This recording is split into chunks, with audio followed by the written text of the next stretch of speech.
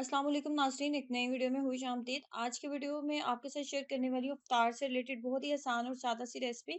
अगर आपको चाहिए झटपट आसान सी किसी हांडी की रेसिपी तो आप इसको ट्राई कर सकते हैं। मेरे पास हांडी नहीं थी, मैंने तो इसको कढ़ाई में ही बनाया।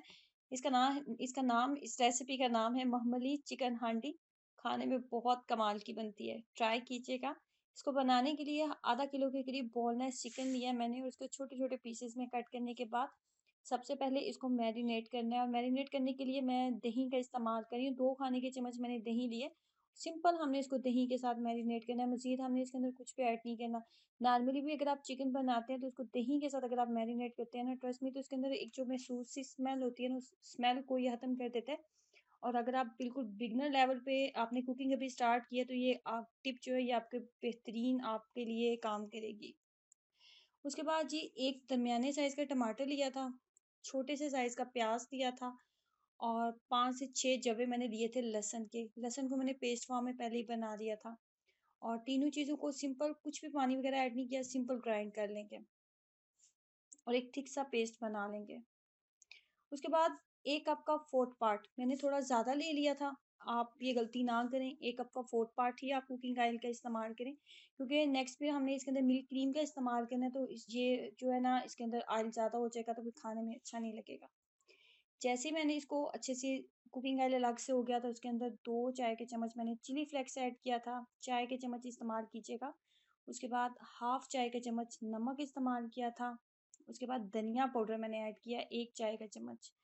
धनिया पाउडर ऐड करने के बाद अच्छे से इसको 5 से 6 मिनट भुनाई आपने करनी है कि कुकिंग ऑयल अलग से नज़र आने लगे। अब यहाँ पे जो है चिकन जो हमने मैरिनेट करके रखा था और उसको आधा घंटा हो चुका है मैरिनेट किए हुए, तो मैंने वो इसके अंदर ऐड कर लिया था। मीडियम फ्लेम करने वाली हूँ, ढक्कन के साथ कवर कर देंगे ताकि अच्छे से ये जो है ये कुक हो जाए। अगर आपको लगे कि इसके अंदर पानी वगैरह डालने की थोड़ी ज़रूरत आपको महसूस हो तो आप डाल सकती हैं, वैसे मैंने नहीं डाला था। 15 से 20 मिनट लगे थे। बोनलेस चिकन वैसे बहुत जल्दी कुक हो जाता है और दही के साथ मैरिनेट कर लिया जाए तो बहुत ज़्यादा जल्दी कुक होता है। उसके बाद हाफ़ चाय का चम्मच, आधा चाय का चम्मच सिर्फ़ मैंने इसके अंदर काली मिर्च का पाउडर डाला है। आधा चाय का चम्मच काली मिर्च का पाउडर ऐड करने के बाद थोड़ी-सी 2 से 3 दरमियानी साइज़ की सब्ज़ मिर्चें थी वो डाली हैं। थोड़ा-सा धनिया ऐड करेंगे। अब यहाँ पे फ्लेम को थोड़ा लो कर देंगे और यहाँ पे मैं इसके अंदर सबसे लास्ट पे अब ये बिल्कुल कुक हो चुका है, इसकी फाइनल लुक है। यहाँ पे इस लास्ट पे इसके अंदर थोड़ी-सी मिल्क क्रीम ऐड करूँगी। बहुत ज़्यादा मिल्क क्रीम का इस्तेमाल नहीं करना हमने, बस थोड़ी-सी मिल्क क्रीम 3 खाने के चम्मच आप कह सकते हैं कि मैंने मिल्क क्रीम का इस्तेमाल किया था। ये काफ़ी है।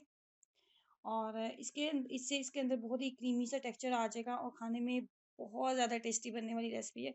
इसको आप इफ्तार में भी बना सकते हैं, इसको आप सहरी के टाइम भी आप पराठे के साथ इसको एंजॉय कर सकते हैं।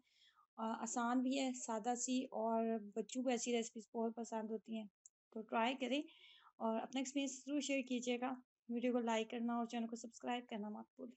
अल्लाह हाफ़िज़।